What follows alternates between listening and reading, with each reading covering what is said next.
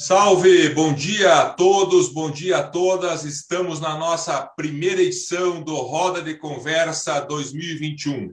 Eu e Guilherme Brenner Lucchesi ficamos extremamente honrados com a presença de todos nessa nossa nova edição, nesse nosso novo ano. Hoje com um tema atualíssimo, sensível, e é o tema do momento: militares na política, perspectiva histórica e crise atual. Estamos recebendo três grandes nomes nessa área, três pesquisadores, historiadores, e que têm uma grande oportunidade de nos ensinar e debater com todos nós o tema. Adriana Barreto, que é professora do Departamento de História e coordenadora do Núcleo de Estudos da Política e História Social da Universidade Federal Rural do Rio de Janeiro, cujo núcleo também está nos apoiando neste evento. A Ana Penido, pesquisadora do Grupo de Estudos de Defesa e Segurança Internacional, UNESP, e do Instituto Tricontinental, cujo grupo de estudo também está como coorganizador deste evento. E o Juliano Cortinhas, professor de Relações Internacionais e coordenador do GEPSI da UNB em Brasília, que também está com o seu grupo apoiando este evento. Desde logo, convidamos todos vocês a participarem conosco no chat, mandando suas perguntas, fazendo seus questionamentos e ampliando o nosso debate. Inicialmente, com a perspectiva histórica, nós recebemos você, Adriana Barreto, com muita alegria, com muita satisfação, agradecendo demais a tua disponibilidade de estar conosco. A palavra é tua. Bom dia, Marlos. Bom dia a todos e a todas. Gostaria de iniciar agradecendo o convite do Juliano Cortinhas e do Marlos Arnes para estar aqui hoje, né? Nesse espaço, que é um espaço tão simpático. Né? Já tive a oportunidade de acompanhar algumas lives de vocês. E tendo a oportunidade de dialogar pela primeira vez com a Ana Penido, né?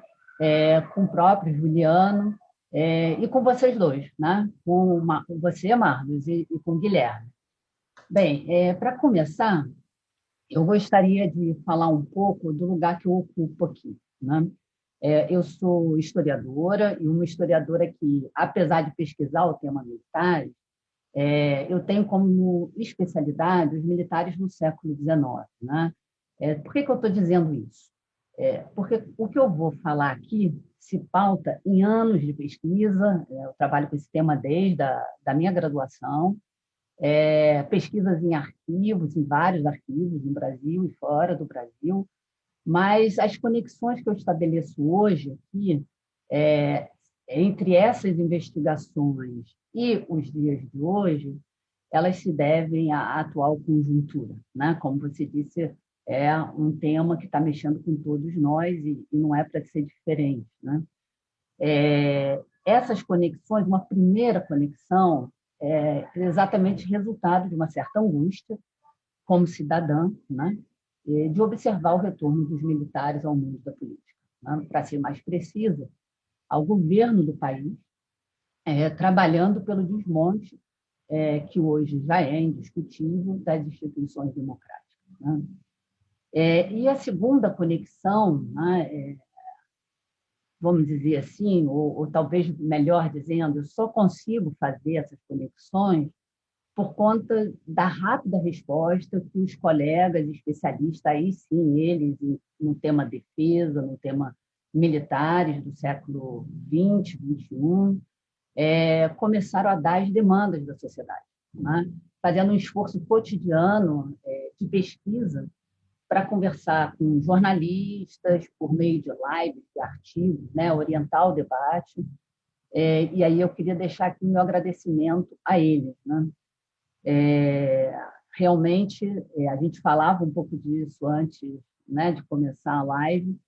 O Juliano e a Ana, eu conheci exatamente por esse meio, né, por lives, eu tentando entender um pouco como cidadã mesmo o que estava se passando E, obviamente, como cada um de nós, a gente acaba fazendo pontes e pensando coisas a partir do lugar aí, da nossa formação, né?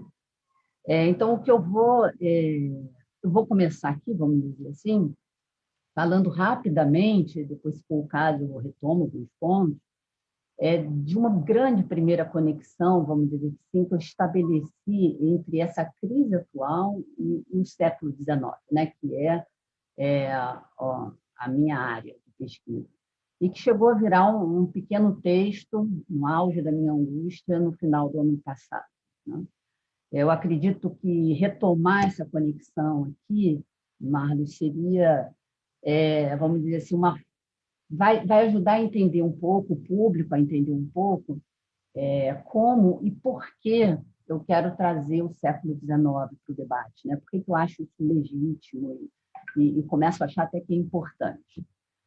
Um ponto surpreendente para mim, nos últimos anos, foi me deparar com um retorno de uma retórica antiga, que parece sempre justificar as intervenções dos militares na política, né? Essa ideia que temos ouvido constantemente, com algumas pequenas variações, de que a elite política brasileira ela é corrupta, que ela não tem compromisso com o país, né, e cuida apenas dos seus próprios interesses, e que a contrapartida disso seria a emergência do militar aí como um ser quase moralmente superior, incorruptível, defensor sincero dos interesses da pátria, né? Ao contrário do que a princípio a gente pode imaginar, essa ideia é muito assim, muito, mas muito antiga mesmo. Ela tem as suas raízes lá no século XIX. Ela não começa com a proclamação da República, né? Como em geral a gente tende a pensar, porque em 1889 foi o primeiro golpe militar da nossa história, né? Então normalmente a gente tende a voltar até 1889. E, ao contrário do que, a princípio, né, a gente poderia pensar, isso está muito antes de 1889. E a outra questão é que, quando a gente recua mais no tempo, aí a gente vai até a Guerra do Paraguai, né, para tentar pensar esses militares aí no século XIX. De fato, e longe de mim dizer que a Guerra no Paraguai não teve importância, né, seria um absurdo uma historiadora falar isso, na construção desse imaginário de uma vocação nacional do militar, de uma classe que se dedicava à pátria, mas que não tinha seus esforços devidamente reconhecidos pelos civis, vamos dizer assim, a Guerra do Paraguai é um marco importante, né? Ela cria, vamos dizer assim, uma mágoa profunda entre os militares, né? Porque, afinal de contas, a guerra foi dura, quase 6 anos no campo de batalha, e eles não se sentem devidamente reconhecidos e recompensados no final do século XIX. Mas eu queria mesmo chamar a atenção aqui para um momento ainda anterior da história do Brasil,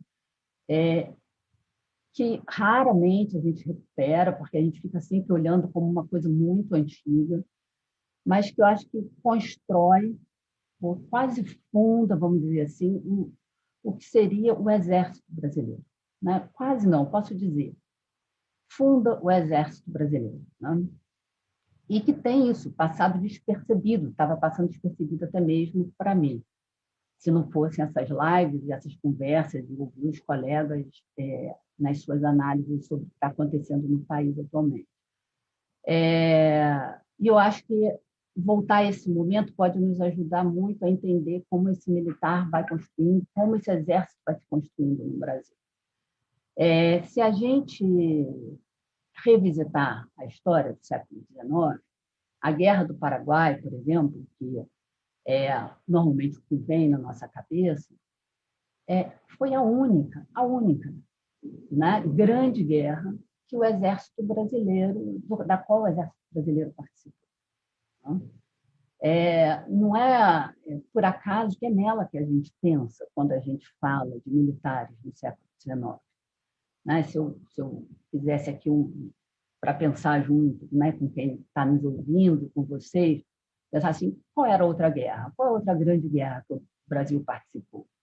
A gente poderia falar da guerra contra Oribe e Rosas, né? Contra Oribe e Rosas, no Prata, em 1851, e talvez alguns venham rememorar, né, a Guerra da Cisplatina, de 1825. Mas aqui é importante a gente pensar historicamente, né? Ou seja, estou falando de exército brasileiro, e aí eu destaco o brasileiro. Né? O Brasil se tornou independente em 1822. Antes disso, não existia Brasil. Né? Como sabemos, né, isso a gente estuda bem na escola, com a permanência de Dom Pedro à frente do Império e a experiência de 12 anos lá da corte aqui no Rio de Janeiro, o exército de 1825, esse que lutou na Cisplatina, ele era um exército muito mais português que brasileiro. Né? A gente não tem uma grande ruptura, ao contrário, né? O Dom Pedro I herda das instituições portuguesas, né? Várias delas. A gente fica com o aparelho de Estado de origem portuguesa aqui no Brasil, especialmente no Rio de Janeiro. Então, a primeira ruptura institucional ela se deu em 1831. Né? Para quem não está lembrado, 7 de abril de 1831, o movimento popular forçou a abdicação de Dom Pedro I. Ele não foi embora porque ele quis, ele não abdicou de livre e espontânea vontade. E os liberais que assumiram a regência do Império do Brasil, depois que ele foi embora, adotaram uma política altamente descentralizadora. Né? E exatamente porque temiam o retorno de Dom Pedro, né? Eles acabaram quase extinguindo o exército, por causa da vinculação desse exército com a figura de Dom Pedro, que era quem nomeava todos os generais. A contrapartida dessa quase extinção do exército, para vocês terem uma ideia, era um exército de aproximadamente 28 mil homens, né? Indo com Dom Pedro, e passou para 9 mil homens, alguns falam em 8, 7 mil homens. E esses dados aqui, isso aqui que eu estou falando, são fatos históricos, não tem interpretação minha nessa história, não. E uma tradição aí que vem muito antes de mim, né? Que eu devo a Sérgio Buarque de Holanda. Né? A contrapartida foi a criação da Guarda Nacional, né? Uma milícia civil de proprietários armados. Por que eu estou recuperando essas informações, que são realmente informações?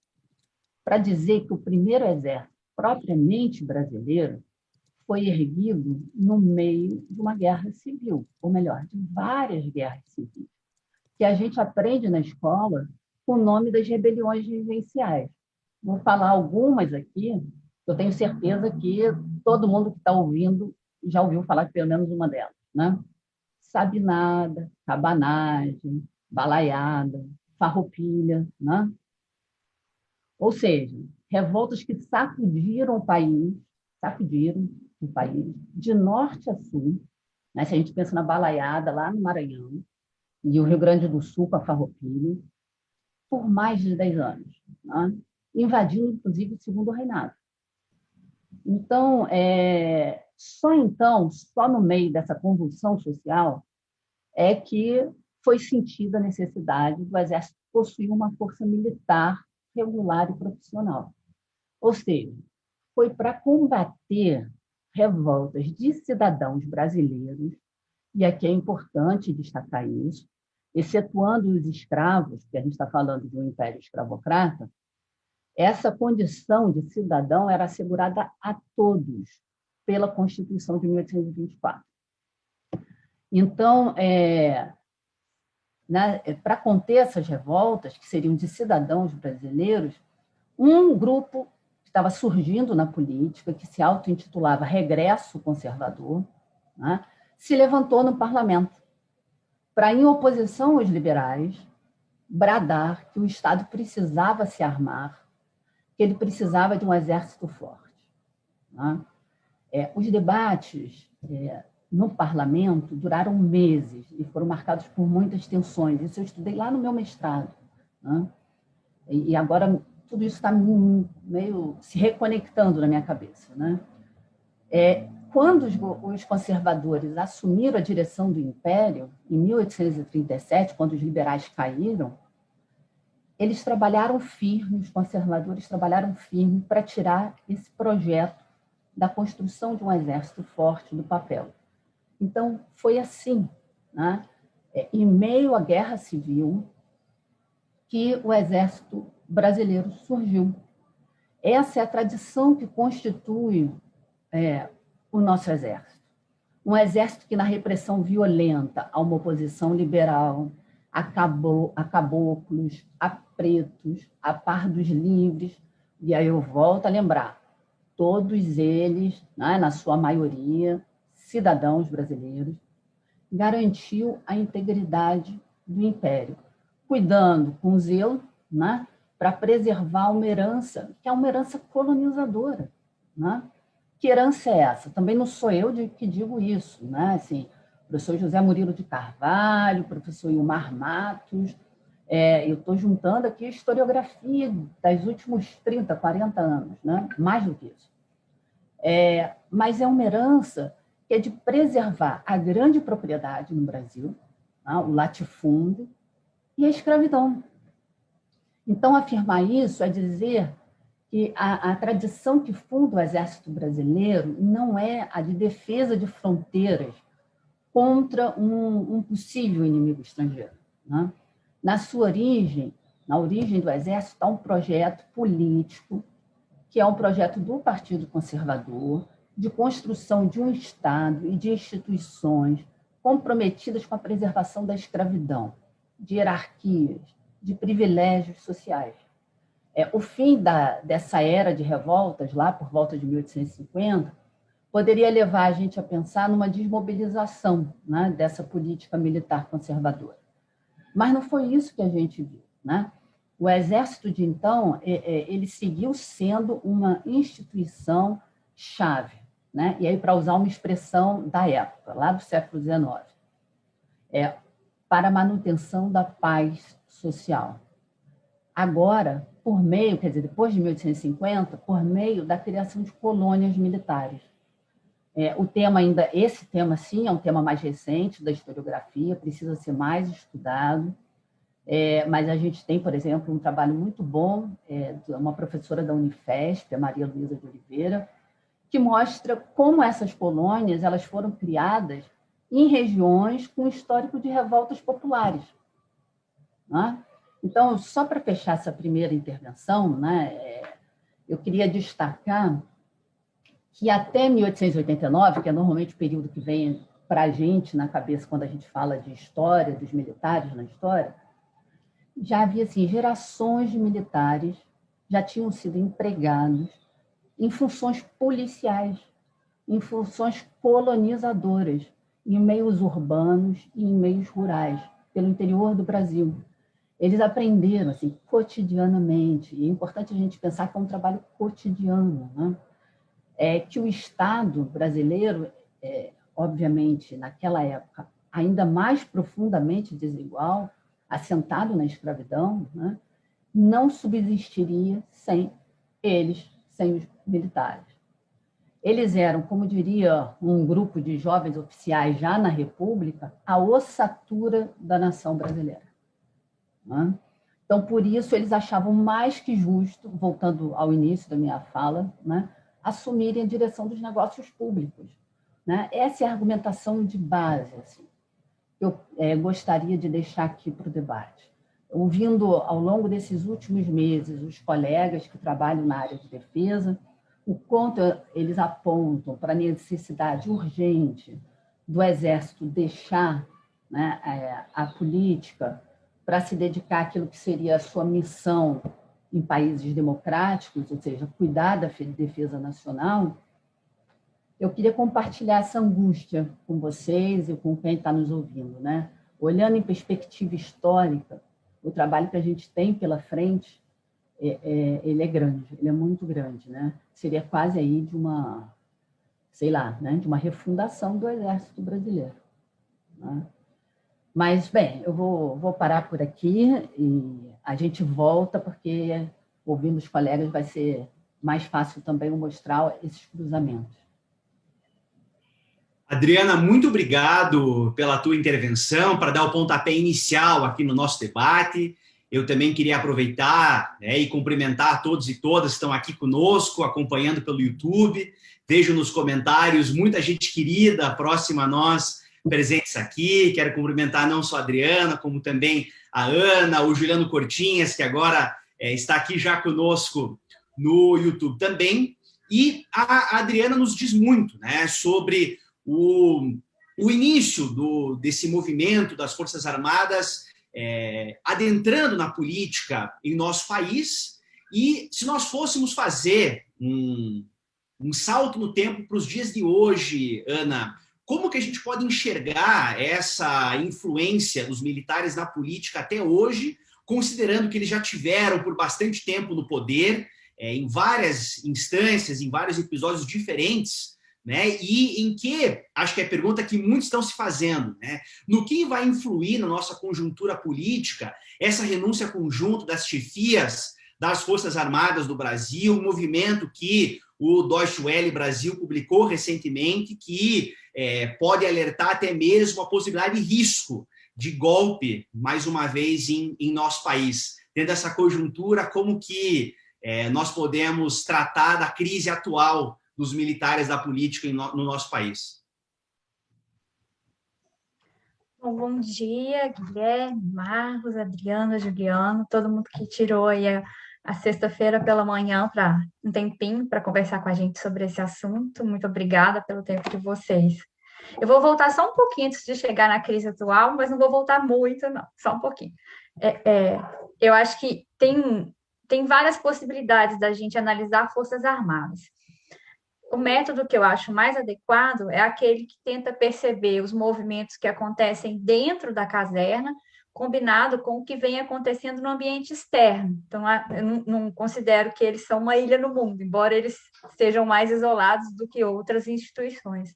Acho que é legal ver como é que esse movimento vai se combinando. Então, vamos começar, na verdade, olhando para como está esse ambiente externo, para a gente ver como é que ele se reflete internamente, aí chega no momento, de fato, da crise que a gente vive. Internacionalmente, a gente está num momento mais tenso do ponto de vista geopolítico. A gente viu um processo de ascensão da China, a China tem uma aliança sólida com a Rússia, e nesse processo a hegemonia estadunidense no mundo foi passando a ser contestada. Se isso é uma boa notícia para países de semi-periferia, como é o caso do Brasil, que precisam de um sistema mais multipolar para ter maior possibilidade de crescer, não é necessariamente uma boa notícia para a América Latina, porque o desejo, a sanha dos Estados Unidos por controlar melhor o que funciona aqui dentro do quintal histórico se intensifica. Então, esse ambiente internacional, que já não é assim, muito tranquilo, se encontra com pelo menos 6 crises no nosso ambiente doméstico, que vão se combinando. Elas não são temporalmente iguais, mas elas vão se combinando. Uma primeira dimensão dessa crise é uma crise que é política. Então, a democracia ela não entregou as promessas que fez para o povo. Então, embora as pessoas não queiram partir para uma ditadura militar, as pesquisas de opinião apontam nesse sentido, a democracia não se mostrou suficiente. Então, ferramentas de democracia participativa, por exemplo, previstas na Constituição, nunca foram empregadas. Então, essa é uma dimensão da nossa crise. Vocês vão ter participação especial de vez em quando. Isso aí eu já tinha combinado com o Juliano, né, Juliano? De vez em quando você combina aí também. Então, essa é uma primeira dimensão da nossa crise, que é uma crise que é política. Uma segunda dimensão da crise, ela é econômica. E ela tem raízes no processo de financiarização da economia mundial, em que passou a ser mais interessante investir em bancos do que investir na indústria produtiva, por exemplo.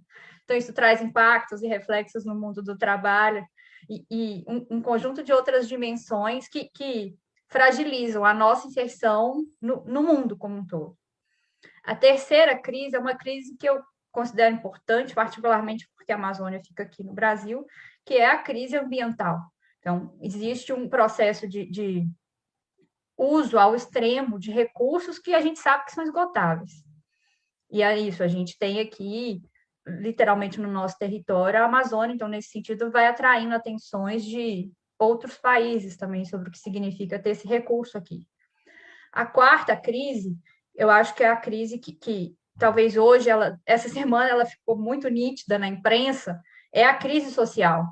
Eu acho que é assustador a gente ver duas manchetes no mesmo dia, de 20 novos bilionários entrando na lista internacional e de ter 55% da população em situação de insegurança alimentar. Significa que as pessoas não estão tendo condições de se alimentar mesmo. Então, assim, é uma dimensão de uma crise muito profunda.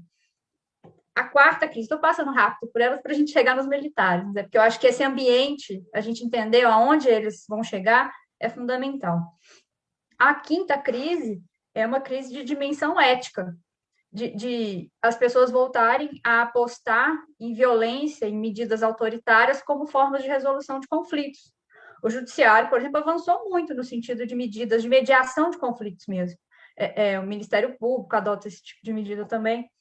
Mas não, passou-se a valorizar o armamento em massa da população como uma forma de garantia da nossa liberdade, o que é isso. Eu coloquei em termos de uma crise ética, porque eu entendo como uma crise de valores, uma crise moral, de como resolver os problemas que vão continuar se colocando para a gente enquanto sociedade. E uma última dimensão é a que chegou por último, que é a crise sanitária, e eu acho que é impossível a gente fazer qualquer live hoje, ou qualquer conversa, sem lembrar que a gente tem quase 350 mil mortos. Essa semana, essa decisão da Câmara sobre as vacinas. Aí, na verdade, quem tem dinheiro vai comprar a vacina e vai passar, a fila dos ricos vai passar na frente da fila de risco. Eu estou desesperada para chegar a vacina logo nos meus familiares, imagino que é assim que todo mundo está se sentindo. E além desse combinado com esse número também assustador, que é a gente ter mais óbitos do que nascimentos. Então, dentro dessa situação internacional, combinada com essas 6 crises, a gente vê a reorganização, e digo reorganização porque ele sempre existiu ao longo da história, a Adriana trouxe um momento em que ele já atuava, do Partido Militar. Esse Partido Militar vai se reorganizando ao longo dos governos progressistas, ele nunca deixou de existir, mas ele estava, vamos supor, hibernando, ele vai se reorganizando ao longo dos governos, e até hoje, a gente chegar na situação em que a gente se encontra hoje. O que eu chamo de Partido Militar? Eu digo que tem um grupo político militante, de militares militantes, alguns deles na reserva e outros deles na ativa, que se organizaram como se fosse um formato de partido mesmo. Então, eles têm quadros políticos, eles têm um projeto de poder de entrar naqueles espaços e permanecer naqueles espaços, eles têm formação, eles têm que entregar retorno para a sua base eleitoral, então eles precisam de questões concretas, como, por exemplo, uma reforma da Previdência diferenciada, entre outras questões. É uma dinâmica partidária, embora ela também seja um pouco adaptada, porque é isso, ela segue a lógica da hierarquia e disciplina que existe no ambiente militar. Então, ao invés de um partido comum, que, por exemplo, se organiza ao redor dos seus eleitos, personalidades do legislativo, do executivo, o Partido Militar funciona na lógica da hierarquia e disciplina. Então, generais coordenam esse partido e isso vai pela cadeia de comando toda, trazendo essas questões. Esse grupo de militares militantes que se organizou, eles usaram de uma característica que a instituição militar tem, aí vão separando, então, as coisas, que é o corporativismo. Tem muitas pesquisas na sociologia sobre isso, apontando o que é isso. A instituição Forças Armadas é uma instituição extremamente corporativa. Para quem vem do judiciário, deve entender um pouco o que eu quero dizer com isso. No sentido de pensar mesmo, assim, eles se sentem como parte de um todo que é distinto e apartado do restante da sociedade. Então, nesse sentido, vai se tornando também mais elevado, moralmente superior do que o restante da sociedade. É daí que vem essas questões que a Adriana estava trazendo, no sentido de mais nacionalista, mais preparado, mais capacitado. Então, esse grupo do Partido Militar se aproveita do corporativismo da instituição e captura a instituição. Então, hoje, ela está naquela situação assim, se ela sair do governo, todo mundo vai falar assim, não, mas o governo era uma merda e era deles. Se ela fica no governo, ela continua recebendo os ônus, que significa ter a imagem da instituição exposta a público todo o tempo. Então, assim, o Partido Militar foi habilidoso para capturar a instituição e hoje a gente está nessa situação horrível em que a gente se encontra. Durante os governos, principalmente, eu diria, durante o governo Lula, a gente pode falar que eles viviam numa espécie de coexistência pacífica. Então, esse partido militar dava uns arroubos de vez em quando, tinha alguma declaração, mas nada muito grande, nem muito público e sem muita repercussão. E, ao mesmo tempo, também, as medidas que o governo tomou não visavam retirar a autonomia da instituição sobre nenhuma das suas áreas de reserva de domínio. Então, eles iam ali naquela lógica de coexistência pacífica, né? Ninguém mexe muito com o outro. Com o governo Dilma, as crises se aprofundam, essas que eu falei no início, não todas, porque a crise sanitária não existia, as crises se aprofundam e 3 questões vão confluir para essa relação dar uma azedada. Uma dessas questões foram as construções de mega-eventos. Durante os mega-eventos, esse partido militar vai ter um contato com elites políticas brasileiras, elites financeiras, elites produtivas, inclusive, da área de infraestrutura. Então, ele vai rearticulando laços que ele foi perdendo com o final do regime dos generais. Então, esse é um evento que eu acho que é importante a gente marcar. Um segundo momento que eu acho importante marcar é a MINUSTAH. Então, acho que a Adriana falou da Guerra do Paraguai e a crise militar que gerou a Guerra do Paraguai, no sentido de aqueles soldados que voltaram, eles não se sentiram reconhecidos, né? Eles queriam voltar como heróis, e acho que pode ter um pouco essa dimensão também. Quem vai para MINUSTAH, eles têm 2 experiências. Uma que é uma experiência internacional muito intensa, quase que de gestão do Estado, é muito além do que é uma GLO. Você faz relações públicas, você faz comunicação com política internacional, você faz gestão de água, saneamento, e eles fizeram isso lá. E, ao mesmo tempo, tem a dimensão interna, passar por todo esse processo externo, você volta para o seu país querendo aquele reconhecimento, é quase um herói mesmo que voltou de uma guerra. E pode ter sentido que não foi esse reconhecimento suficiente. E a terceira dimensão, que é a memória, verdade e justiça, que começa no governo Lula, mas ela se desenvolve no governo Dilma, tem a Comissão Nacional da Verdade, ali tensões também são geradas. Então, esse processo inteiro culmina na combinação de uma série de vontades que determinam com que aconteça o impeachment e entra o Temer. Quando entra o Temer, vem uma lógica, uma dinâmica mais parecida com outros momentos da história do Brasil, que é a lógica da tutela militar, no sentido assim, de um grupo que está tutelando civis que, em alguma medida, são menores de idade politicamente para fazer a gestão do seu próprio país. Então, eles fazem isso particularmente com 2 mecanismos. Um, que é com relação à reorganização do GSI, que hoje virou um negócio de louco assim, dentro do governo. Ele foi crescendo e foi incorporando atribuições e está muito estruturado. E uma outra dimensão, que é a dimensão de ter um militar à frente do MD. Então, a gente já vai vendo um desmonte institucional, porque a criação do Ministério da Defesa, ela foi, inclusive, para reafirmar um dos pilares do controle civil, e aí eu não estou falando civil enquanto eu sou civil ou outro militar, civil enquanto controle público, daqueles que foram eleitos que têm esse poder de indicar. Isso é muito comum. A gente vê nas avaliações dos militares, não, mas o ministro da Defesa é a voz das Forças Armadas. É o contrário, o ministro da Defesa é a voz do poder civil eleito, a gente goste dele ou não, para as Forças Armadas. A cadeia é assim, não é das Forças Armadas para o presidente. E essa crise, um parênteses, um aspecto dessa crise atual foi essa. Se fosse um ministro civil substituído por outro ministro civil, não tinha acontecido essa, mas o comandante vai ter que sair, não vai ter que sair, porque é mais velho, é mais novo. Não seria nem pertinente essa discussão se fosse só uma troca de ministros civis. Fechei o parênteses para chegar, então, no governo Bolsonaro. O governo Bolsonaro, estou passando rapidinho, depois a gente volta em algum ponto, se for o caso. O governo Bolsonaro é um processo de ocupação em massa, em termos de quantidade, e em profundidade. Então, os militares estão em várias hierarquias, estão nas autarquias, estão nas empresas públicas. É um processo profundo de militarização do Estado, não só em quantidade de militares, mas também de ethos, de forma de pensar a instituição.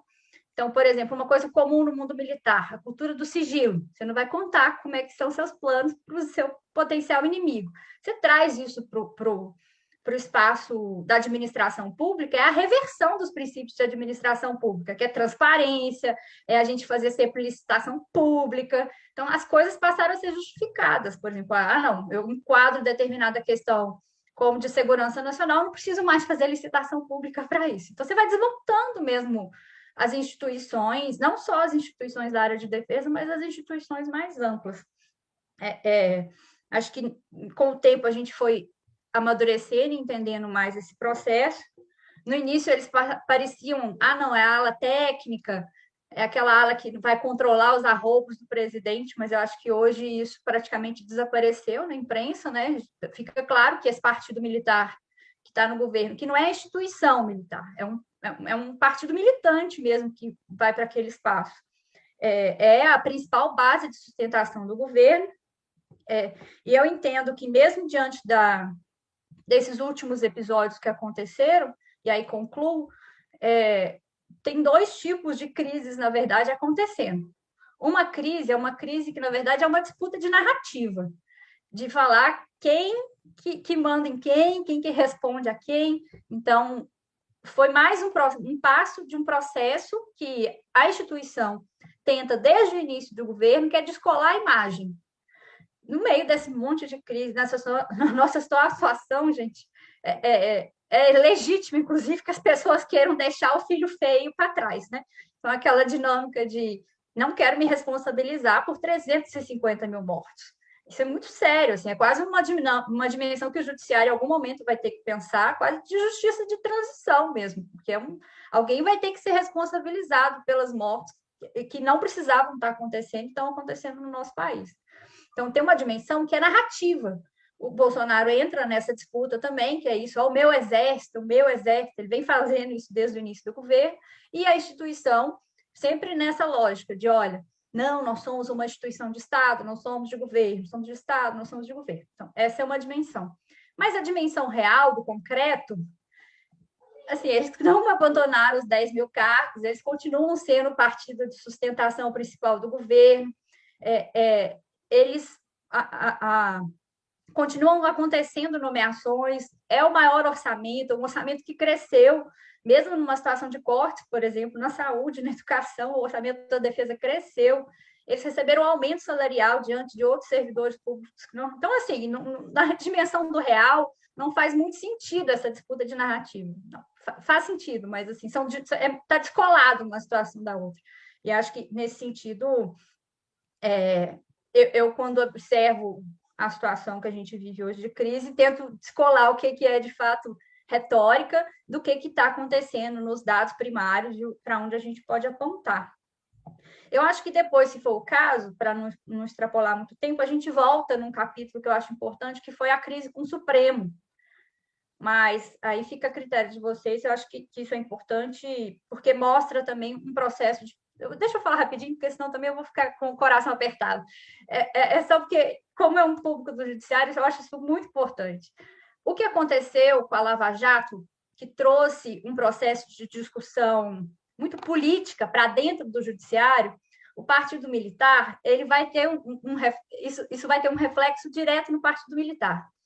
Há poucos anos atrás, por exemplo, quando o Supremo ele determina que a lei da anistia tem que permanecer como estava, nas bases militares, nos grupos, você via todo mundo comemorando, e viva o Supremo é muito bom, o Supremo é muito competente. Isso há poucos anos atrás. Com o processo de politização do Partido Militar e com a exposição que foi acontecendo, com a fragilização do judiciário, que também foi combinado em alguma medida com o processo da Lava Jato, hoje a gente vê o Supremo capitaneando assim, desgostos no mundo militar. Você vê declarações em off, mas também você vê nos grupos. Não, mas é um absurdo, e o Supremo está legislando, o Supremo virou a cara política do país, é o Supremo que está trabalhando o governo Bolsonaro. Então, foi se criando um antagonismo entre militares e o meio judiciário que simplesmente não faz sentido, porque, assim, Pessoas do meio jurídico, elas frequentam os cursos da ESG, são pessoas que vêm, inclusive, de uma mesma camada social, que é quem conseguiu passar em concursos muito difíceis, que o concurso para Forças Armadas é assim, e os concursos do Judiciário também. Historicamente, eram relações muito próximas, assim, militares se espelhavam no Judiciário, inclusive, para pedir melhorias de carreira. Era quase uma meta, né? Um dia a gente vai ficar igual ao Judiciário em termos de carreira. E com esse processo de politização das Forças Armadas que foi provocado pelo Partido Militar, foi se criando um antagonismo, particularmente com o Supremo, o que é muito prejudicial, porque são as nossas instituições. A gente pode achar que elas são boas ou ruins e tentar melhorar, mas o Judiciário, o Legislativo e o Executivo são instituições. O Exército não é um quarto poder nesse processo de interlocução. Então, queria concluir com isso, dando uma passada aí temporalmente mais recente, aí eu tenho certeza que o Juliano aí consegue focar na crise mais contemporânea. Muito obrigado, Ana. Eu agradeço demais a tua participação, fazendo um link do momento atual com a perspectiva histórica que a Adriana nos passou. E muito interessante, os comentários aqui no chat são elogiosos a toda essa perspectiva histórica que a Adriana trouxe, e agora o momento atual que você nos apresentou, inclusive com essa crise e essa dificuldade toda no Supremo.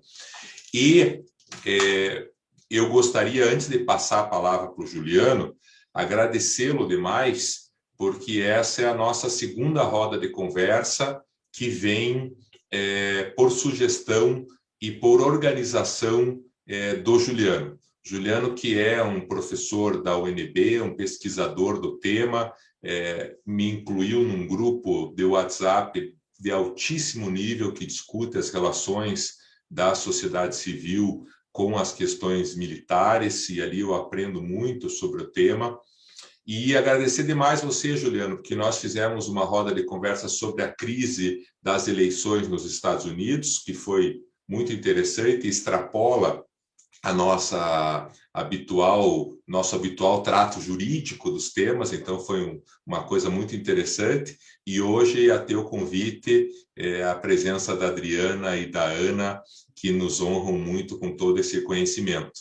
E eu acho que o link da tua fala, que eu sei que você vai nos dar uma aula, é justamente esse ponto que a Ana nos traz e que é de desconhecimento do público em geral, de termos um partido militar assim, propriamente organizado, com um projeto de poder, com a formação, e como que isso se relaciona com o ambiente democrático que nós queremos ter no nosso Estado de Direito. A bola está com você, meu amigo. Muito obrigado. Obrigado, Marlos. Um prazer estar conversando com vocês e aprendendo, né, com a Adriana e a Ana. Enfim, né, é difícil falar depois delas, porque elas já abordaram de forma super concisa, mas completa, ampla, essas temáticas, né, da relação civil-militar no Brasil ao longo dos séculos. E isso torna, por um lado, a minha tarefa mais fácil, né, porque eu vou, enfim, reforçar alguns pontos, mas, por outro, mais difícil, porque é mais complicado de trazer novidades, né, na agenda. Mas eu separei alguns pontos e vou tomar com mais força alguns, né, que eu acho interessante reforçar. O primeiro, né, trazido pela Adriana, é essa confusão com o Estado, que foi gerada, que foi criada desde o início, né, do Estado brasileiro. Ou seja, as Forças Armadas se colocam em muitas situações como se fossem o próprio Estado, né? E em muitos lugares do Brasil, elas, de fato, acabam sendo a única presença do Estado brasileiro. Se a gente pensar nas regiões de fronteira, nas regiões amazônicas mais afastadas do país, até mesmo no sertão nordestino, né, elas têm abarcado, ao longo do tempo, funções que não são próprias de Forças Armadas. E isso acaba empoderando essas forças, né, acaba empoderando os militares para que eles comecem a opinar sobre vários assuntos, vários temas da política nacional, o que acaba comprometendo o equilíbrio de forças na democracia brasileira, né? Então, os militares sempre se colocaram como atores essenciais, não em termos de defesa contra ameaças externas, eu já vou chegar nesse ponto, mas sim em termos de construção da política nacional, construção até mesmo da nação brasileira, né? Papel que não lhes cabe. Se nós fôssemos um Estado com instituições equilibradas, que cumprem as suas funções, esse papel não seria dos militares, mas eles, ao longo do tempo, né, eu acho que a fala da Adriana foi muito bacana nesse sentido, de mostrar como isso emerge, eles se colocam dessa forma, né? Então, eles ocupam um papel no Brasil que as Forças Armadas não ocupam em democracias consolidadas. Dito isso, qual é o papel, então, das Forças Armadas? Qual deveria ser o papel de Forças Armadas, né? A atuação externa. Que é interessante que nos 3 documentos basilares, né, da nossa política de defesa, a Política Nacional de Defesa, a Estratégia Nacional de Defesa e o Livro Branco de Defesa Nacional, eles colocam isso de forma muito clara, né? A defesa é uma função prioritariamente externa, as Forças Armadas devem se voltar para o exterior, enfim, devem proteger as fronteiras, devem proteger o Estado brasileiro contra o que vem de fora, né? A atuação interna, então, é sempre uma demonstração de que algo não está funcionando. Tá? Então, esse é um primeiro ponto que eu queria trazer, essa ideia de que as Forças Armadas são um braço do Estado para fazer política social, para levar água para o Nordeste, para ocupar a Amazônia, isso não está bem, né?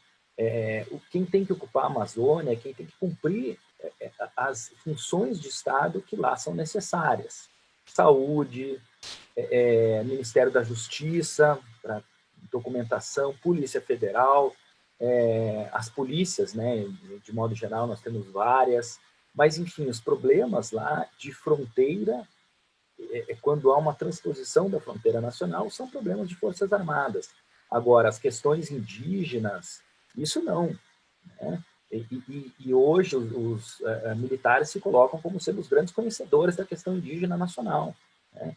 Cadê a FUNAI? A FUNAI tendo as suas verbas a todo tempo cortadas, e essas verbas são repassadas às Forças Armadas. Aliás, a verba do governo todo, né, é repassada às Forças Armadas.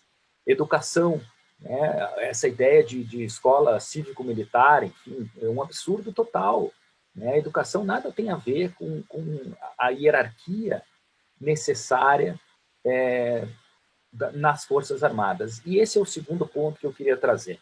Tá? Então, o primeiro é essa tomada quase, né, e essa confusão entre a ideia de Estado e a ideia de Forças Armadas. As Forças Armadas cumprem uma função importantíssima, que é a defesa nacional. Infelizmente, o ser humano é violento, né? Não por natureza, mas, enfim, há violência no convívio humano e a gente precisa se proteger, né, se o Estado resolve intervir no nosso, né? Então, as Forças Armadas são necessárias, mas essa é a função delas. Todas as demais não são, e elas só deveriam cumpri-las em uma emergência, né? Então, esse é o primeiro ponto. O segundo ponto é a questão da hierarquia. É essencial para que os militares cumpram as suas funções adequadamente que eles trabalhem a partir de princípios de hierarquia rígidos, né? Quando um comandante dá uma ordem para um soldado, enfim, corra em direção à metralhadora e tome os tiros necessários, né, e morra pela pátria, essa ordem não tem que ser discutida, né? Então, se os militares estão bem treinados, bem informados, as ordens não devem ser discutidas. Claro que em casos de ilegalidade, né, enfim, há exceções, mas, a princípio, a hierarquia deve ser muito rígida para que a força funcione bem, né? É um princípio do ambiente militar, né? A Adriana e a Ana citaram o corporativismo, enfim, mas os militares fazem parte de uma cultura diferente, né? Eles são um braço quase que não diria separado, mas mais distante, né, da sociedade. O próprio livro do Vilas Boas coloca que ele só foi participar de um ambiente civil quando fez um curso na ESG, né, já mais no final da sua carreira, chegando ao posto de general. Ou seja, ele não conhecia a sociedade, né? Os militares entram muito cedo, a maioria deles que chega ao oficialato, ao generalato, eles entram muito cedo nas suas vidas, né, nas escolas militares, enfim, depois vão para as academias, né, a AMAN, a Academia Naval, enfim, a AFA da Força Aérea, e passam o tempo todo convivendo num ambiente muito fechado, muito selado, né? Eu, como já trabalhei muito tempo no Ministério da Defesa, nas reuniões de militares eles só falam sobre isso, né? Eles só falam sobre, lembra daquele tempo do quartel? Nossa, aquele dia que a gente teve que se arrastar na lama e tal, tomou porrada. O papo gira em torno dessa vida que eles passaram conjuntamente. Imaginem se a gente fizesse a faculdade pela vida toda, né? E nós pudéssemos trabalhar com os nossos amigos de faculdade. Imagine o vínculo que isso criaria, né? É essa a vida dos militares, né? Eles circulam num ambiente fechado.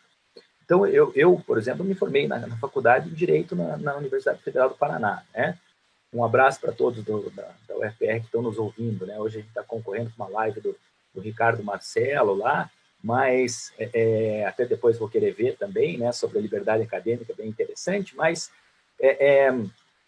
um abraço para todo mundo, né, que optou por nós, né, fez uma boa escolha, e, enfim, a ideia, né, seria essa: eu faço a faculdade com um determinado grupo de colegas e eu vou trabalhar com eles para o resto da minha vida, né? Quando nós tivermos 60, 70 anos, fomos generais, enfim, 50 anos, fomos generais, nós vamos continuar nos lembrando desse tempo. Eu, quando faço churrasco com meus amigos de faculdade, a gente se lembra das piadas do tempo da universidade, e eles vivem nesse ambiente fechado, eles não saem disso. Então, é uma cultura muito própria, e é uma cultura antidemocrática, né? Os militares não são treinados para questionar, né? É o oposto da vida acadêmica, por exemplo, né? Na academia, a gente até tem vício, né? Tudo que a gente lê, a gente está procurando crítica já. Está procurando, enfim, defeitos, está procurando vírgula errada, está procurando um argumento que não fecha. A gente é treinado para pensar criticamente, né? E isso, de certa forma, nos coloca uma série de pesos na nossa vida cotidiana, né? Qualquer coisa que me falem, eu tendo primeiro a tentar a ver um ponto de discordância, enfim, né? Tento ampliar um pouco o leque do que está sendo dito. E os militares é o contrário, ou seja, eles são acostumados a receber ordens, né? O Pazuello colocou isso de forma muito clara, quando falou sobre a sua relação com Bolsonaro, um absurdo total, o ministro da Saúde, em meio a uma pandemia, que está matando centenas de milhares de brasileiros, dizer, a ordem dada é a ordem cumprida, enfim, né? É um absurdo, enfim. Os ministros, eles são entes políticos, eles têm que colocar a sua visão política sobre as circunstâncias, né, de que estão tratando, enfim, né? E a discordância na política é a essência da política, né? A política é uma disputa de poder, uma disputa de interesses. Não há disputa de interesses nas Forças Armadas. Há ordem e cumpra-se a ordem. O Pazuello deixou isso muito claro. E isso é antidemocrático, né? Ou os militares cumprem ordem, inclusive a partir de violência física no início das suas carreiras, né? E com o passar do tempo eles passam a se acostumar a dar ordens, né? Então, quando um militar diz algo, um general, né, diz, olha, eu quero que agora você faça milhões de doses de cloroquina, né? Quando a pessoa fala assim, mas, general, isso não foi comprovado cientificamente, o general vai estranhar. A primeira reação dele é estranhar. Como assim? Como assim o cara está me questionando? Né?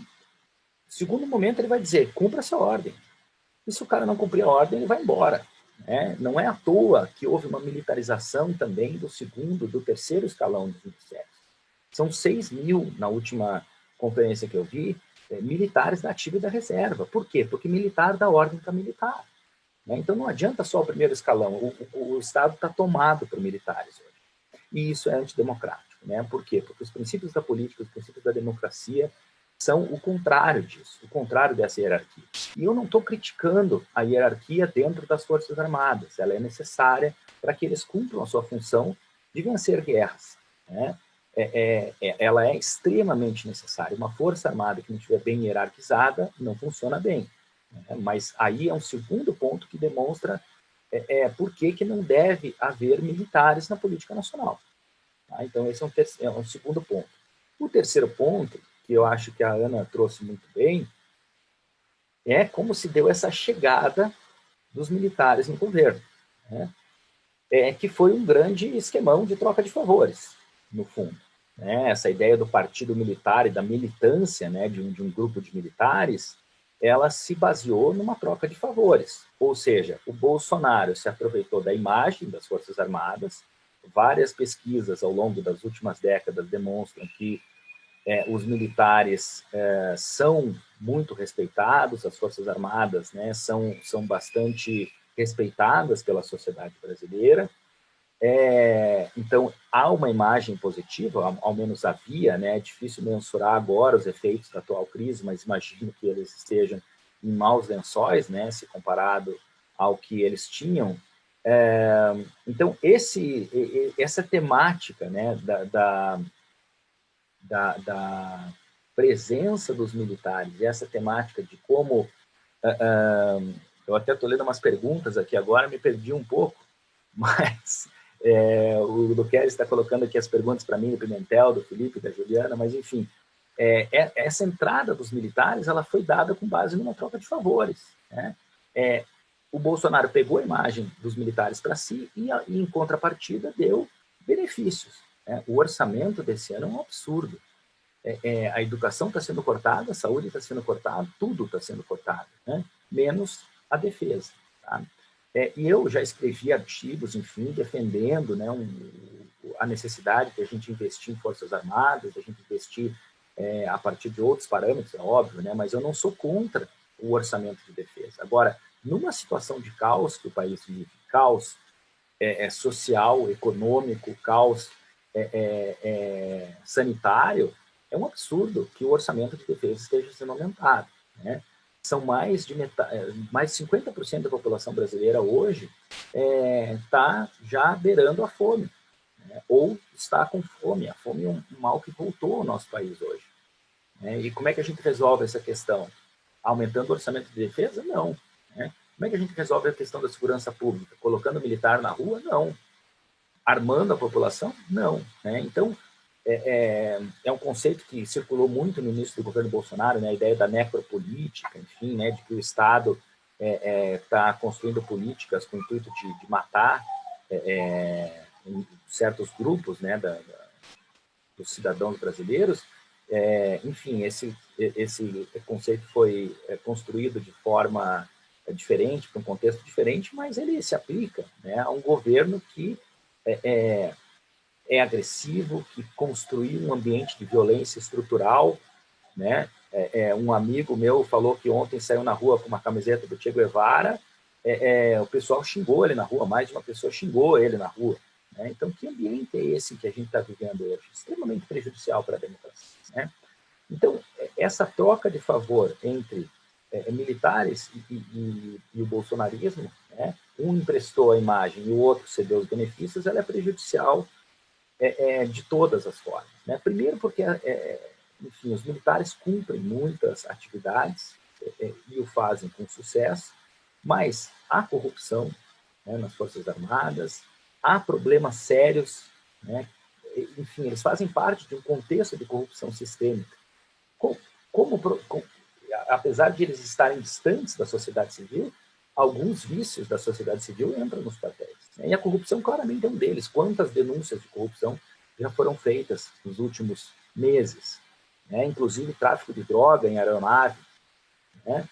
Inclusive desvio de alimentos, né, que estavam sendo arrecadados, inclusive trabalho escravo, né, em quartéis da FAB.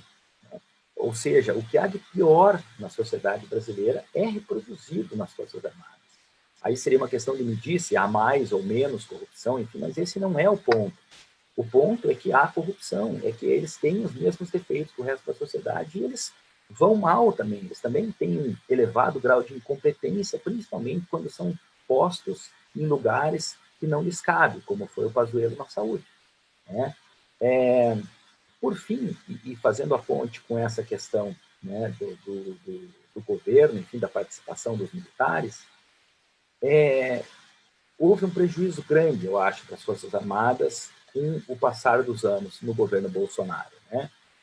Por quê? Porque aquilo que eles entregam, que é a imagem positiva deles, e aí eu estou falando das Forças Armadas como instituição, tá? Aquilo que eles entregam como instituição, que é uma boa imagem, eles estão recebendo em troca o quê? Críticas, denúncia de incompetência, denúncia de desvio de dinheiro, várias licitações, né, com desvios, a crise econômica, social, sistêmica, né, pandêmica, enfim, que a gente está vivendo, colocou os militares numa enrascada da qual eles não sabem sair, e eu acho que muitos não querem sair, né, mas eles institucionalmente estão pagando um preço elevado. Tá? Pessoalmente, não. Por quê? Justamente pelos benefícios que estão recebendo, né, e pelos salários, enfim, imensos, né? Saiu uma reportagem há alguns dias, se não me engano, na Folha de São Paulo, falando sobre o número de generais no governo que hoje ganha mais de 100 mil reais por mês, né? Enfim, salários absurdos, né? Eu, como professor universitário, nem sei o que faria, né, com algo próximo disso, enfim. Se fosse um mês, para mim, já resolvia muitos dos nossos problemas, né? Mas enfim, 100 mil reais de salário é um absurdo diante da conjuntura instalada no nosso país, né? Então, essas questões todas são igualmente importantes na minha visão. As Forças Armadas institucionalmente perderam com a entrada no governo, mas pessoas ligadas, né, ao que a Ana chamou de partido militar ganharam e estão ganhando muito, né? E por isso não há retirada, né? Essas pessoas estão mantendo os militares no governo. Não houve uma crise decisiva na relação entre Bolsonaro e Forças Armadas, né? O que houve foi, enfim, diferenças de pensamento, ele trocou os comandos e segue o baile, né? Então, essa imagem de que a mídia começou a plantar por alguns dias após a demissão dos comandantes, de que os militares estavam se descolando do governo, que vão sair, a base de apoio do Bolsonaro está comprometida, não está, né? Ele já teve crises com evangélicos, ele já teve crises com os liberais, né? O Paulo Guedes está sempre em crise, enfim. Ele já teve crise com o Olavo de Carvalho, né? Ele já teve crise com todo mundo. O Bolsonaro só funciona na crise, né? E agora ele gerou uma com os militares. Segue o baile, né? A princípio houve uma sinalização do mercado de que haveria uma crise, né? Parece que também segue o baile, enfim. O fato é o seguinte, nós estamos diante de um genocídio, né? Nós estamos diante de centenas de milhares de mortos, estamos batendo em 350 mil, e a elite brasileira não age, né? Seja ela elite militar, que não tem que agir mesmo, seja ela elite financeira, seja ela elite do judiciário, e que, enfim, dá algumas demonstrações, né, de cumprir o seu papel, em outros momentos se apequena, mas seja a elite do legislativo, né, que não chama não sei quantos processos de impeachment tem mais lá no Congresso, mas, enfim, a nossa elite está fazendo pouco, né, para que a gente saia dessa situação. A pressão sobre o presidente aumentou, mas continua ainda muito aquém, né, da pressão que seria necessária para controlá-lo e para retirá-lo do posto onde está, né? Ele claramente demonstrou que não tem condições de estar lá. Eu fecho por aqui, pessoal. Acho que enfim, né, eu só queria dar algumas nuances aí sobre o que já havia sido dito, né? Mas fico aí muito honrado, muito feliz com o convite, dividir a mesa com todos e todas vocês. Para mim, um grande prazer. Juliano, meu amigo, muito obrigado pela intervenção. São questões muito importantes que nós colocamos aqui. E para quem está conectando agora, né, nós estamos na roda de conversa, nosso programa semanal, primeira edição de 2021, que hospedamos em conjunto com o escritório Arnes Oliveira e Andreasa Advogados. Estamos aqui debatendo militares na política, perspectiva histórica e sua crise atual, e já tivemos falas da professora Adriana Barreto, da professora Ana Penida, e agora a fala do professor Juliano Cortinhas. O chat do YouTube está aberto, estamos recebendo uma série de perguntas, e eu já direcionaria algumas das primeiras que recebi aqui. Recebemos lá no início, para a Ana, uma pergunta do meu xará, Guilherme Lemos, que diz, né, que muito se tem usado o termo partido militar ou partido fardado, e quais seriam as limitações quais possíveis limitações para o uso dessa expressão. E indo um pouco nessa linha, né, e abrindo um pouco o debate, para não deixar a pergunta só para a Ana, eu gostaria também de ouvir a Adriana e o Juliano a respeito disso. O Juliano comentou na fala dele que o nosso governo atual seria um governo de militares, paramilitares, né? Nós temos um aumento expressivo que é observado aqui por vários dos nossos comentários no YouTube, inclusive pelo nosso caríssimo Felipe Laufer, que, né, vislumbra um grande número de militares em cargos civis, né, não só nos ministérios, como também em cargos segundo escalão, cargos DAS, que, me corrija se estiver errado, mas parece que nós estamos muito acima de uma média histórica recente, né? E, além disso, ter uma série de implicações, né, quando, aspas, missão dada é missão cumprida. A Juliana Costa pergunta se o golpe já não teria sido dado, e essa é a questão que eu coloco, quer dizer, qual que é a percepção que nós temos, né, enquanto sociedade civil, quando percebemos uma grande quantidade de militares ocupando cargos de importância fundamental na nossa estrutura do governo público federal, né? Nós temos a percepção de que esse é um governo civil ou de que já estaríamos, de fato, diante de um princípio de governo militar?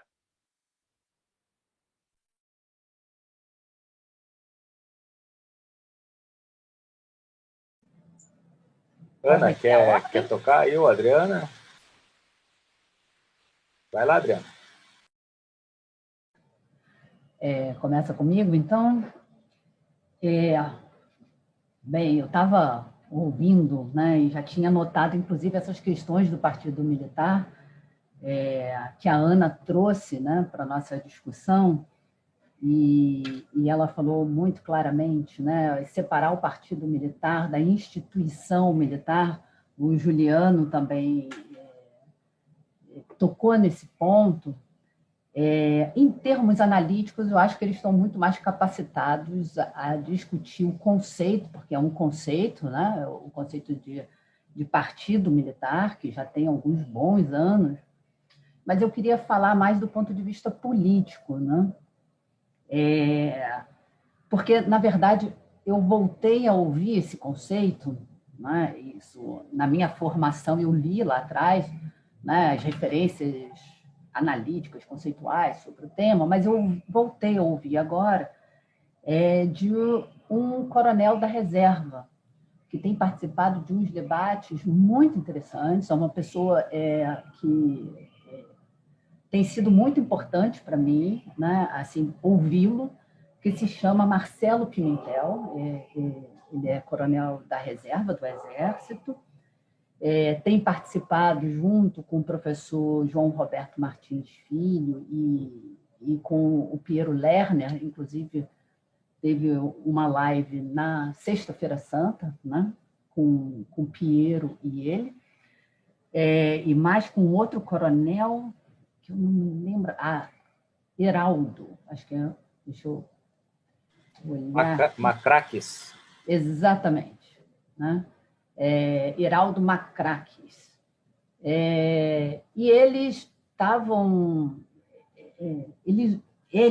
o coronel Marcelo Pimentel, ele usa muito essa expressão partido militar. E eu acho que o importante...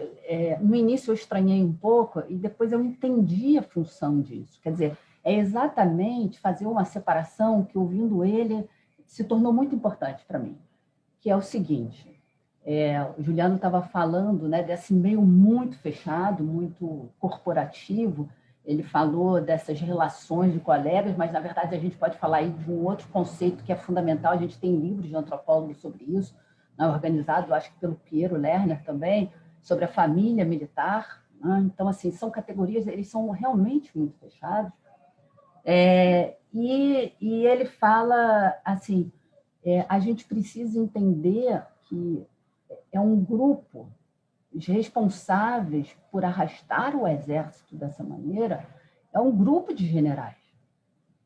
Né? É um grupo de generais, porque dentro dessa lógica, né, do comando, né, da obediência, da hierarquia, dentro desses valores, você segue, como o Juliano estava explicando com muita clareza. Né? Não cabe a você discutir. Né? Então, eu acho que, do ponto de vista político, é importante a gente recuperar essa categoria partido militar para a gente separar da instituição e pensar quem é que está levando o exército para isso. Né? E aí eles também fizeram uma fala bem interessante na sexta-feira, em que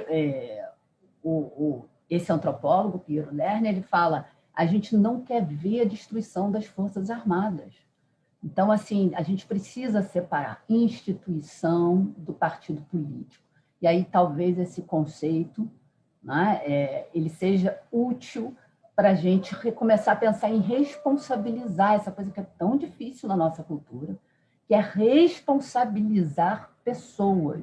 Né? Um outro ponto que ele diz com muito cuidado também, o Marcelo Pimentel, olha, eu vou dizer uma coisa aqui polêmica, e aí ele recupera o depoimento do Brilhante Ustra na Comissão Nacional da Verdade, e ele diz: longe de mim defender, né, um torturador, mas ele diz, se a gente lembrar daquele momento, ele dá um soco na mesa e diz: quem devia estar aqui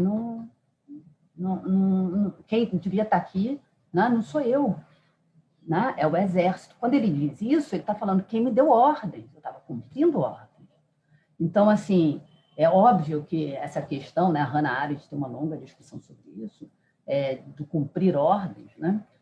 Mas isso é uma questão importante do ponto de vista político no nosso país, se a gente quiser pensar num futuro um pouco diferente, que é responsabilizar pessoas.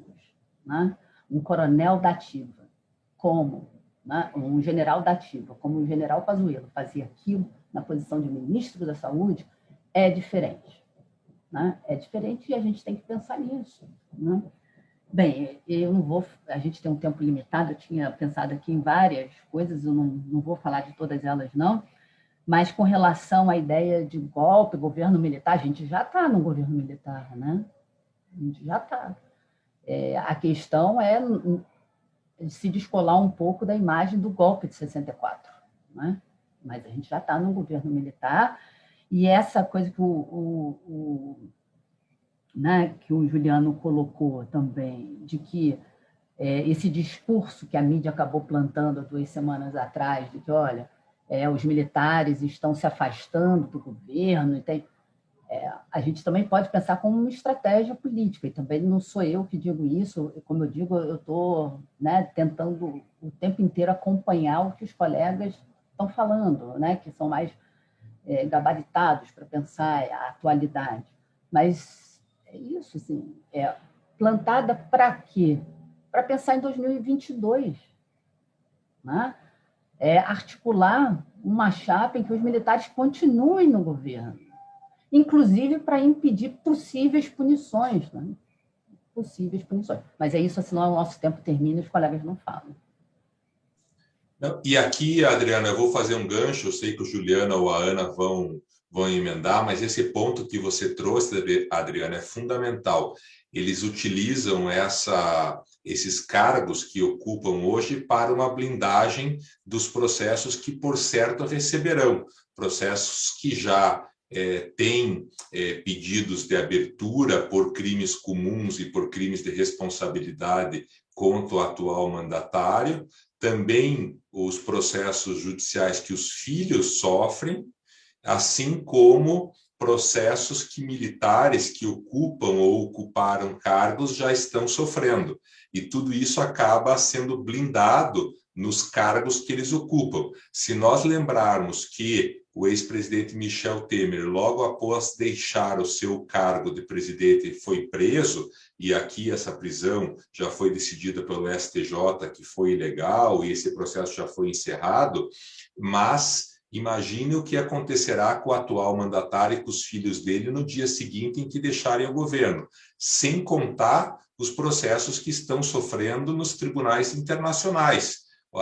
O Tribunal Penal Internacional tem recebido já processos contra o atual mandatário, inclusive por genocídio, e ontem nós tivemos mais um capítulo dessa guerra jurídica, com a autorização, ainda em caráter precário, liminar, do ministro Barroso para a necessária instalação da CPI no Senado Federal, que já tinha o número de assinaturas, e o presidente do Senado estava assegurando a abertura, e o ministro Barroso determinou que fosse instalada.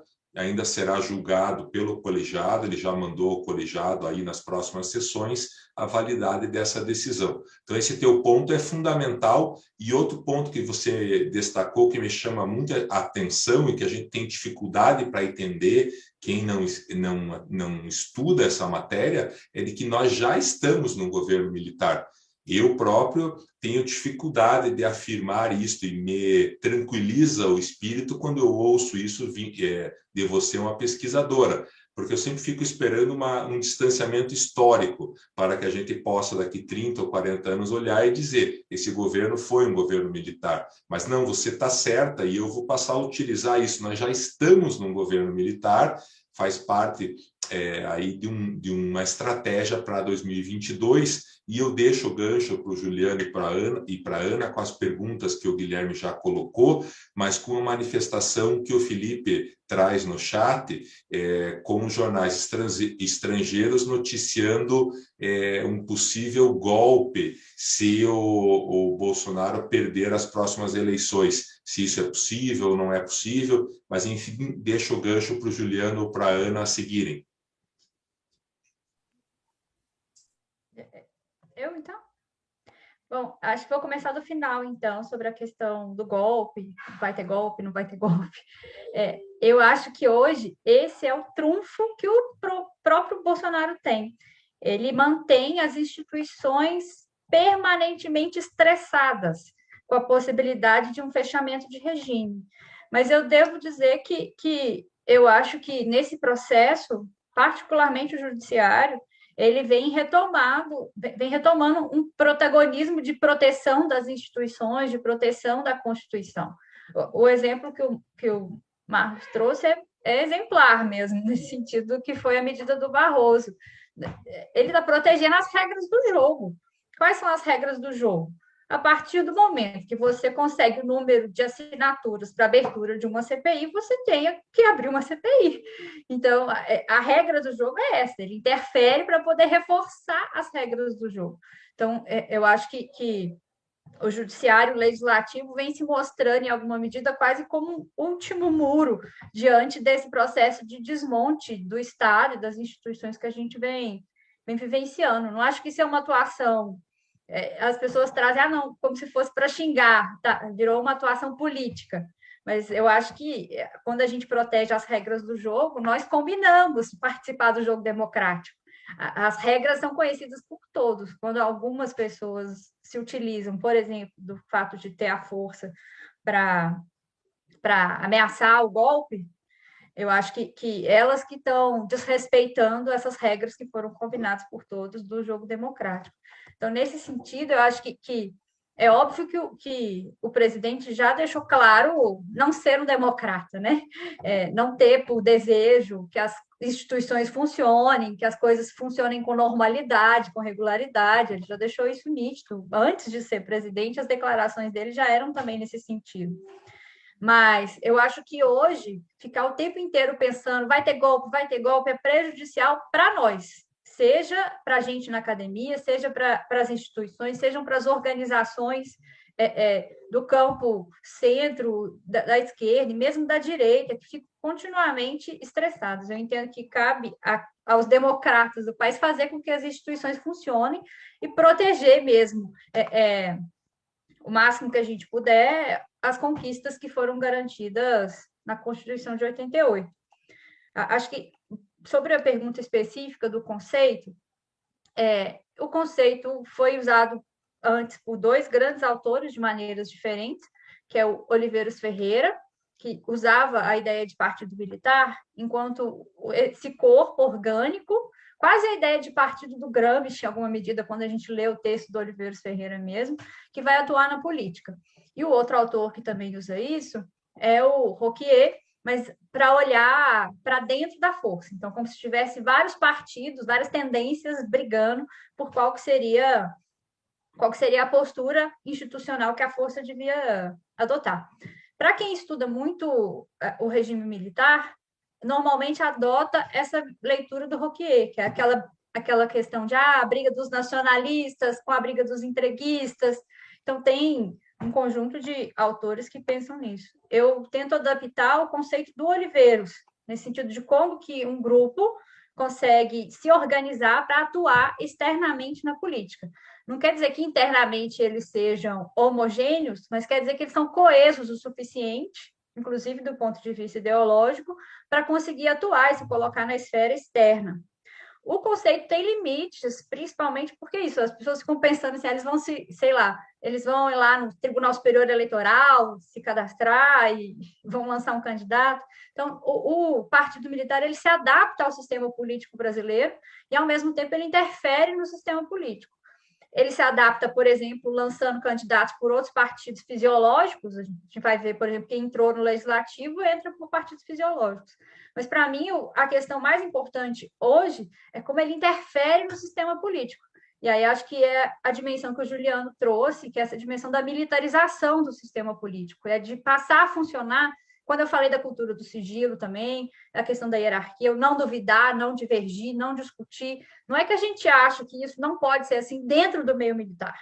É que a gente acha que a gestão pública, a nossa vida em sociedade não pode ser regida dessa maneira. Assim. A gente não pode ficar o tempo inteiro desconfiando que a gente vai levar uma facada da pessoa que está do nosso lado. Não é impossível viver em sociedade assim, né? Você tem que construir relações de solidariedade, de empatia, de, inclusive, de entender a dor do outro num momento como é esse que a gente está passando agora. Então, o conceito, eu e a professora Suzeleia, a gente tem trabalhado ele do ponto de vista mais teórico, a gente submeteu o artigo acadêmico, igualzinho, como manda o figurino na universidade, mas eu acho que ele é bem útil também do ponto de vista de explicar para quem está fora do ambiente, de quem estuda caserna, militar, como que é essa dinâmica, né, de como é que eles se colocam. Eu pessoalmente, assim, eu ainda tenho dificuldades de pensar se é um governo militar. Eu fico sempre assim, deixa eu pensar mesmo. O que eu tenho certeza absoluta é que hoje o partido militar é hegemônico no governo. Ele é a base de sustentação principal do governo Bolsonaro. Sem o partido, é como se fosse, sei lá, o Lula e o PT.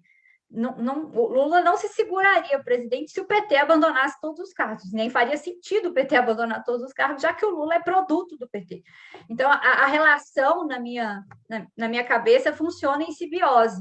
O partido militar não é carismático o suficiente para conseguir capturar simpatias de outros segmentos sociais, como, por exemplo, sei lá, fundamentalistas do campo religioso. O partido militar não é carismático o suficiente para isso. O presidente Bolsonaro conseguiu. Tem outros segmentos que apoiam ele. Mas, por outro lado, o presidente não se sustentaria se ele não tivesse uma base de partido. E como ele não tem um partido tradicional, ele tem um outro partido que se organiza quase que da mesma forma, assim, em termos de dinâmica, com alguns ajustes, mas é isso, é um partido muito mais parecido com o partido de quadro, se a gente fosse pensar na teoria política tradicional. Mas a gente segue nessa conversa aí depois. Obrigado, Ana. Juliano, eu queria te ouvir também com relação a essa primeira questão, mas conforme os esclarecimentos aqui da roda de conversa vão vindo, também vão vindo outras perguntas, e que perguntam também como é que fica, né, dentro dessa crise institucional que nós vivemos, as diferentes divisões internas no âmbito das Forças Armadas e o quanto pode contribuir também para a nossa crise institucional manifestações como esta, que está sendo repercutida agora pelos principais veículos de mídia. Recebi, nesse meio tempo aqui, uma notificação do UOL dizendo da reação do presidente da República à decisão do ministro Barroso ontem, quase como que uma provocação contra a decisão que autorizou a instalação da CPI da pandemia. Como que esses movimentos se relacionam entre si, o quanto Bolsonaro faz isso justamente porque conta com um apoio das Forças Armadas ou de um grupo dela? Legal, obrigado, Luquezzi. Aí, eu estou vendo aqui o chat na minha outra tela, né, do YouTube, então eu vejo as perguntas entrando, já começa a processar, né? E agradecer também ao Luquezzi e ao Marlos, né, pela moderação toda. A gente, enfim, está sempre bem informado e tendo uma noção geral de tudo que está acontecendo na live, né? Às vezes a gente fica um pouco perdido, assim. Mas eu vou, enfim, tentar, de forma muito rápida, traçar alguns pontos em relação a essas perguntas todas que estão entrando. O Diego, eu vi que também tinha colocado algumas questões sobre o perfil dos presidentes, né? Ele faz um perfil de todos os presidentes que a gente teve até hoje, somente uma mulher, enfim.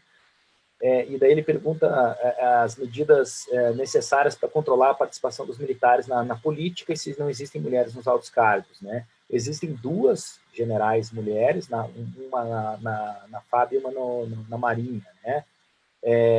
Mas, enfim, elas não têm um protagonismo dos comandantes, do alto comando das forças, né? E elas foram colocadas nesses cargos somente como uma forma de dar uma resposta à sociedade que está demandando mais, né? Não faz muito tempo, foi a Dilma, na verdade, que determinou, né, que as Forças Armadas aceitassem mulheres nas escolas, nas academias, e aí elas vão poder, daqui a alguns anos, chegar a cargo de oficial.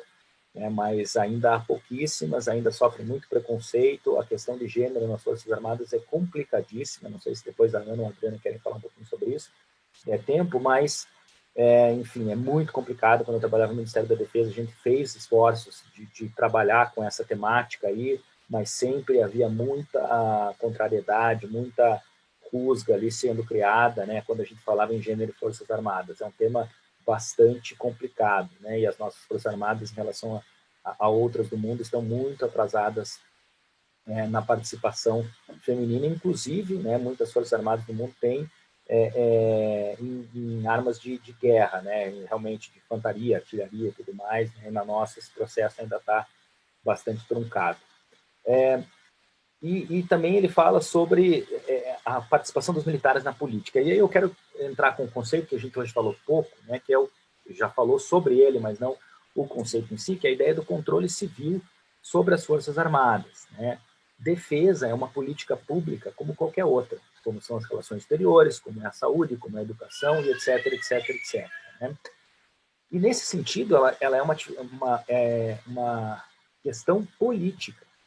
A importância da defesa, o orçamento da defesa, qual é o papel exato, onde é que vai se dar a distribuição das Forças Armadas no território, quanto de militares a gente vai ter. Nós temos hoje 360 mil militares no país, que eu acho isso muito, um tamanho muito excessivo das forças, porque a gente perde orçamento para investir em equipamentos, né, que é o mais importante hoje. Enfim, essa discussão orçamentária é outra, mas todas essas definições elas deveriam ser feitas por civis, tá? Principalmente pelo fato de que colocar um militar na posição de ministro da Defesa, por exemplo, além desse contraponto entre democracia e hierarquia, que a gente já falou, né, bastante ao longo do tempo, também ele vai enviesar todas as decisões do Ministério para a sua força específica. Então, se a gente tem um general do Exército lá, aquele espírito todo de camaradagem, família militar, a Adriana lembrou muito bem desse conceito, excelente, né? Ele vai, claro, privilegiar a sua família, né? Entre aspas, como o Bolsonaro tanto faz, enfim, mas essas questões todas são questões que vão permear o debate público, né? Um ponto importante que outros países fazem, os Estados Unidos fazem isso, né? Eles colocam um tempo de espaço entre a reserva e a ocupação de cargos públicos, né? Então, é feito um prazo para que o militar, enfim, dê uma aliviada, né, no seu ambiente ali e tal, conviva com civis durante um tempo e depois ele pode assumir cargos, né? Então, essa é uma opção, né? Idealmente, para mim, militares não deveriam ocupar cargos políticos, tá? Porque é uma profissão muito intrusiva, né? Na forma de pensar, na forma de se portar de indivíduos. Um outro ponto, né, sobre a questão do golpe, que está entrando bastante, que está vindo sobre as divisões nas Forças Armadas, é importante a gente lembrar que há divisões, né, mas há um conservadorismo muito forte na maioria, né? O conservadorismo entre os militares é muito forte e ele vem sendo construído desde o início das suas carreiras nas academias militares, né? Então, as aulas, as disciplinas nas academias militares, elas são totalmente voltadas para a construção de uma verdade. Então, o Rodrigo, por exemplo, falou ali que o golpe de 64 ele foi dado porque havia um apoio popular, né? Ou foi justificado, melhor dizendo, né, para usar as palavras dele. Na verdade, sim, mas não havia apoio popular. Já há pesquisas de opinião daquela época sendo divulgadas, né? Já há artigos sobre isso. Não havia apoio popular ao golpe, né? E, da mesma forma, Rodrigo, essas divisões internas nas forças elas foram contidas com base na paulada. No início da ditadura, né, de 64, houve mais militares do que civis presos nos primeiros anos.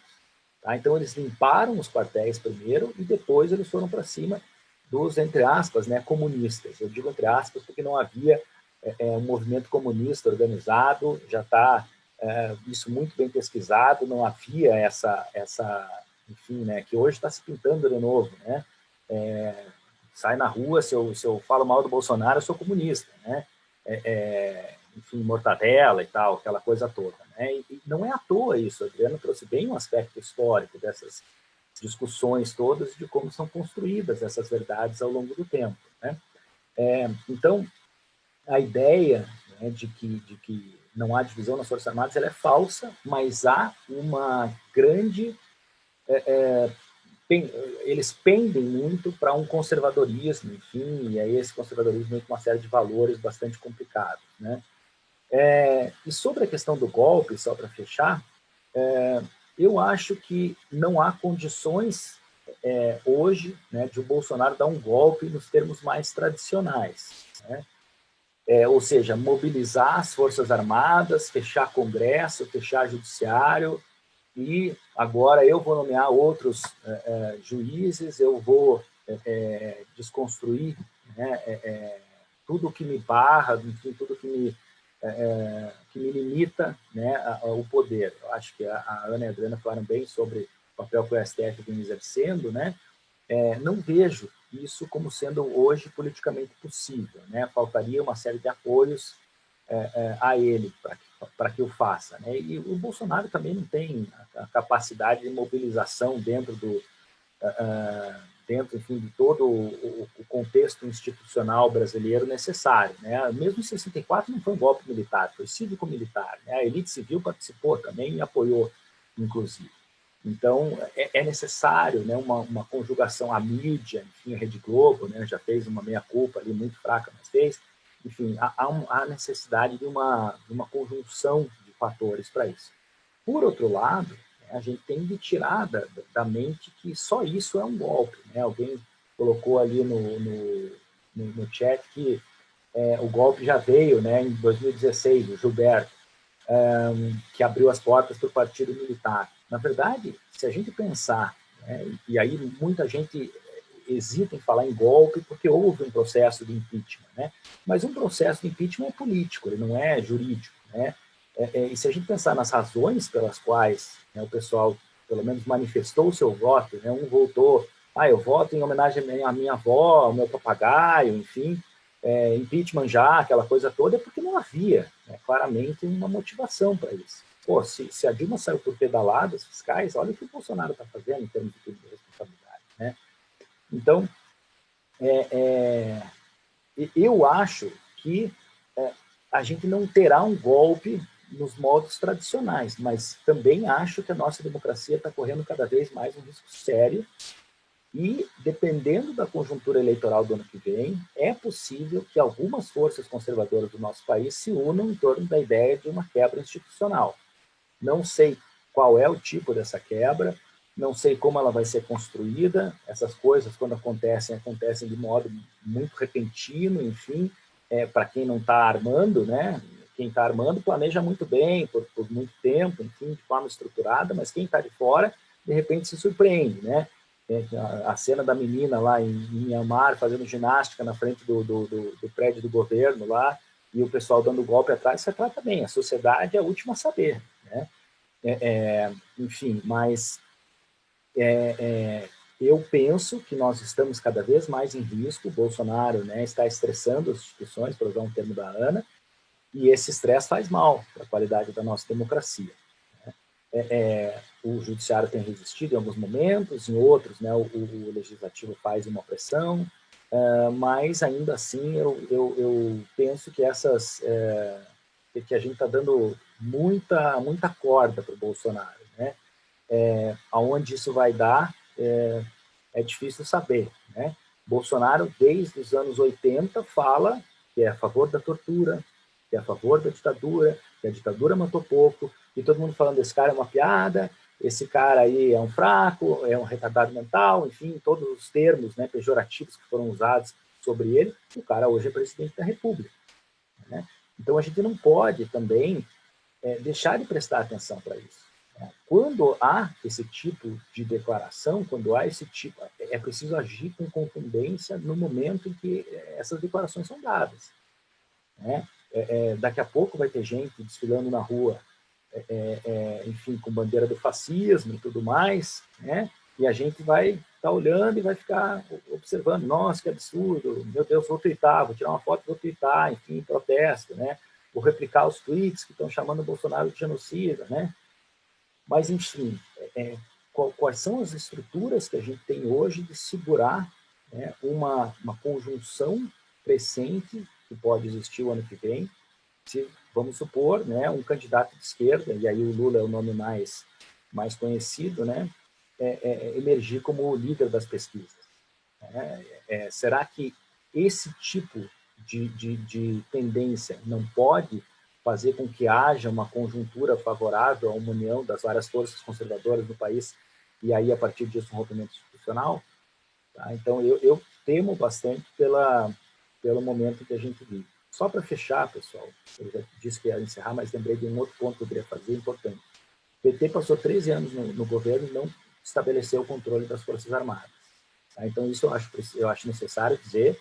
O PT não fez uma carreira civil no Ministério da Defesa. O Ministério da Defesa foi militarizado durante os anos do governo do PT, não impôs um controle civil sobre a elaboração das políticas públicas de defesa, não diminuiu o tamanho do nosso contingente militar, pelo contrário, aumentou o tamanho do contingente, aumentou o orçamento das Forças Armadas, achou que as Forças Armadas estavam felizes com tudo aquilo e se adequando aos princípios democráticos do nosso país. Foi um erro muito grande, eu acho um dos maiores erros em toda a problemática, né, que envolve corrupção e tudo mais, mas em termos políticos, me parece e aí, voltando para o ponto da Ana, de que o partido militar é a base de sustentação do Bolsonaro, um dos erros políticos mais profundos do PT foi não ter estabelecido o controle civil sobre as Forças Armadas ao longo de 13 anos,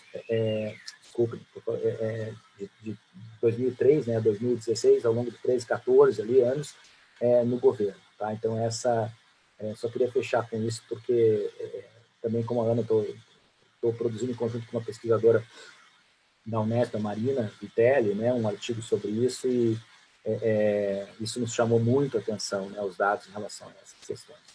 Desculpa me alongar aí, Kézia. Foi excelente, Juliana. Eu agradeço muito, né, não só os teus comentários, como também da Adriana e da Ana, são questões fundamentais que a gente coloca aqui em debate e, infelizmente, a nossa roda de conversa não permite que a gente esgote todas as temáticas importantíssimas e fundamentais que permeiam a nossa sociedade nesse debate, mas nós criamos aqui uma primeira centelha de provocações a respeito do tema, inclusive um dos principais que foi levantado aqui nas 3 falas, né?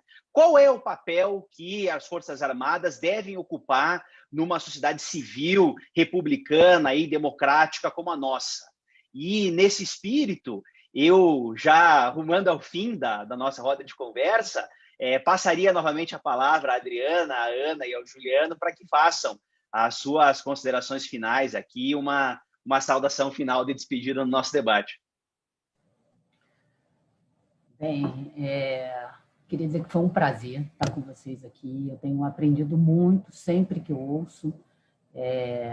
A gente, na história, não tem essa prática de estabelecer, especialmente quem trabalha com histórias de tempos mais recuados, como eu, século XIX, essa prática de fazer pontes com a atualidade, mas eu acho que é isso. A gente precisa sair, eu acho que o momento não permite mais que a gente se dê alguns luxos, né?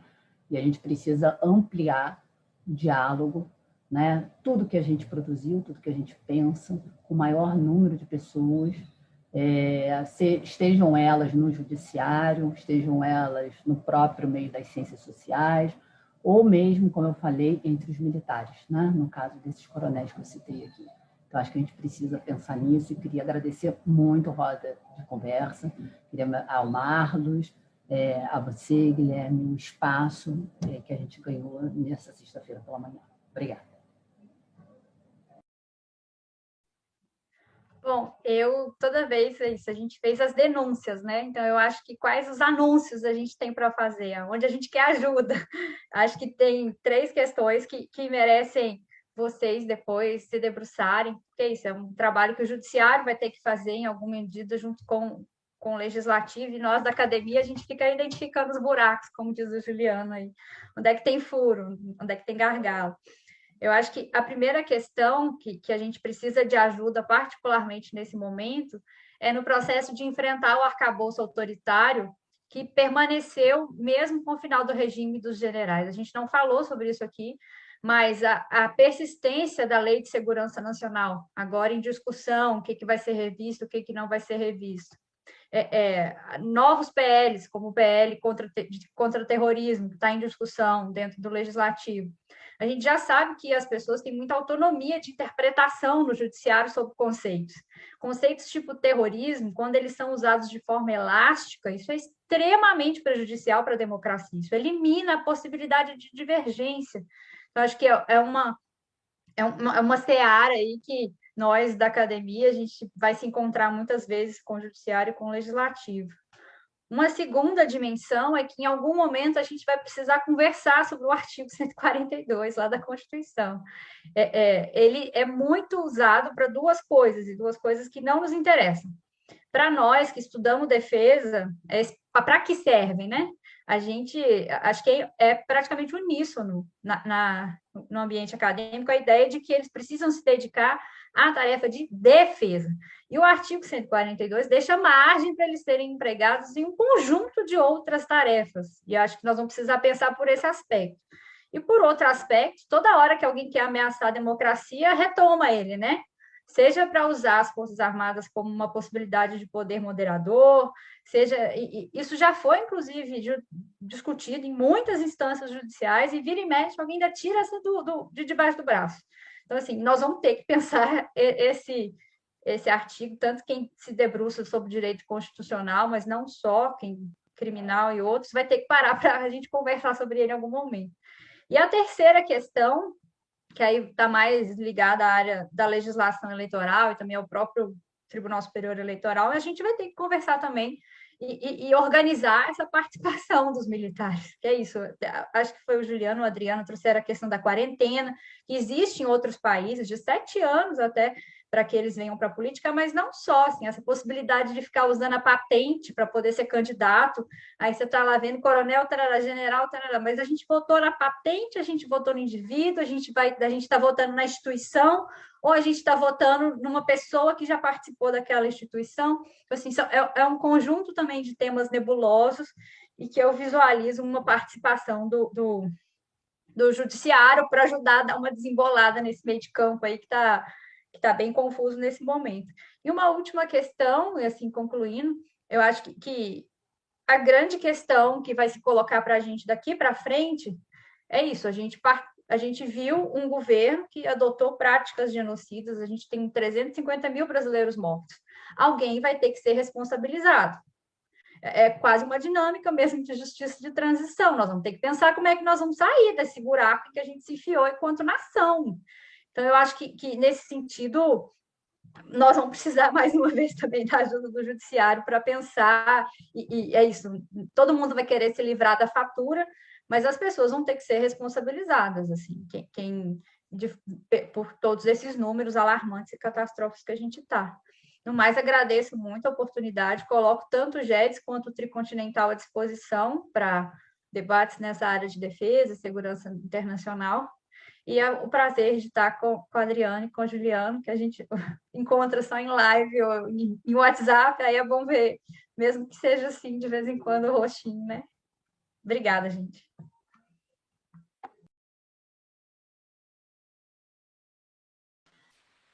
Bom, eu queria também começar agradecendo, né, pela oportunidade de a gente discutir essas questões que a gente, enfim, tem estudado e que são fundamentais para o momento atual do país, né?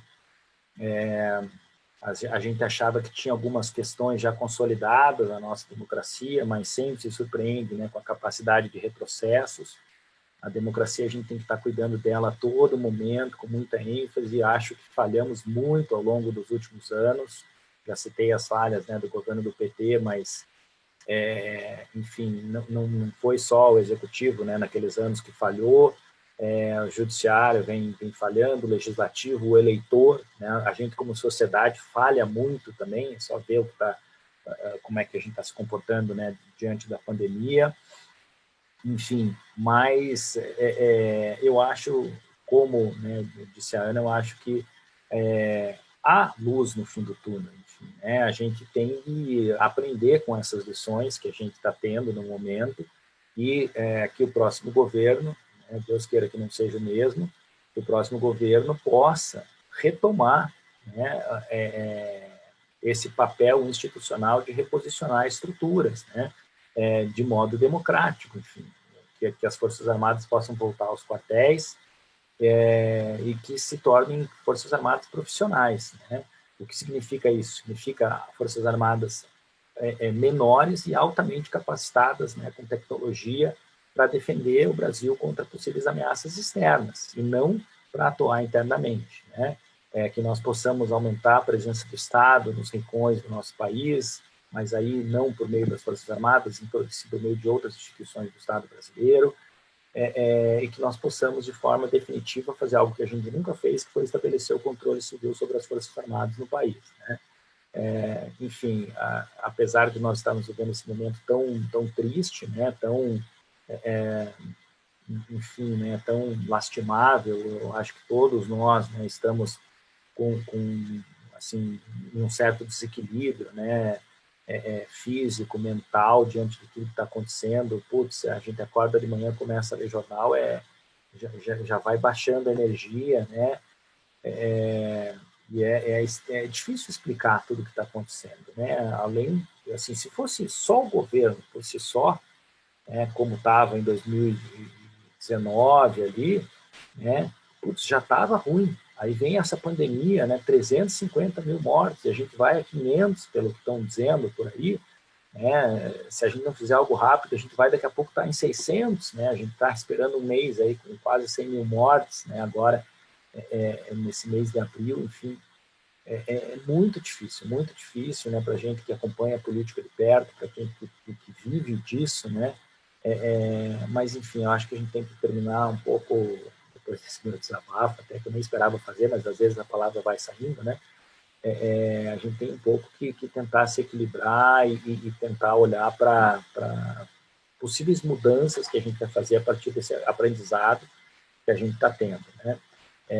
Queria finalizar de novo agradecendo, né, a todos e a todas vocês que estiveram com a gente hoje de manhã. Para mim foi um grande prazer, aprendi muito. Sempre, né, a gente aprende bastante debatendo com pessoas tão qualificadas quanto os nossos dois moderadores e a Ana e a Adriana, né? Muito obrigado. Nós que agradecemos, eu e Guilherme Brenner Lucchesi, a tua participação, Juliano, o teu apoio, a participação da Adriana Barreto, a participação da Ana Oliveira, brilhantes, fizeram uma belíssima ponte desta questão dos militares na política entre o passado, o presente e o futuro, e nós ficamos muito felizes, e os comentários no chat são todos de elogios à participação de cada um de vocês. Muito obrigado. O programa ficará gravado no YouTube do Arnes de Oliveira e Andreasa, ficará gravado no YouTube do Guilherme Lucchesi. Nós convidamos todos vocês para compartilharem, todos que estão nos assistindo, para compartilharem esse programa, divulgando a todos que tenham interesse no tema. Convidamos para que façam o seu registro e a sua inscrição nos dois canais e também para que curtam este nosso programa. Eu quero encerrar com um olhar para o passado de Dom Paulo Evaristo Arnes, numa entrevista de 2003, em que ele já idoso e olhando a sua história como cardeal da resistência, disse à jornalista: precisamos contar essas histórias do que aconteceu neste país durante a ditadura militar às novas gerações. É importante que eles saibam de tudo isso. Naquela época, se imaginava, e Dom Paulo imaginava, que esse assunto já era uma página virada. E esta mensagem continua atual, como nós fizemos hoje, olhando o passado para aprender com o passado e contando a história para as gerações futuras. Mas também quero terminar com o lema episcopal do mesmo cardeal Dom Paulo Evaristo Arnes. E é isso que nós olhamos para o futuro, e o lema dele era: de esperança em esperança. E nós todos temos esperança que vamos encontrar um caminho e daremos uma bela solução para o Brasil. Vamos juntos. Lavem as mãos, inclusive, usem álcool gel, usem máscara, fiquem em casa se possível, se protejam, isso vai passar. Vacina para todo mundo. Grande abraço, obrigado Adriana, obrigado Ana, obrigado Juliana Juliano Cortinhas, e viva Guilherme Lucchesi, obrigado pelo teu apoio de sempre. Vamos juntos, abraço. Abraço.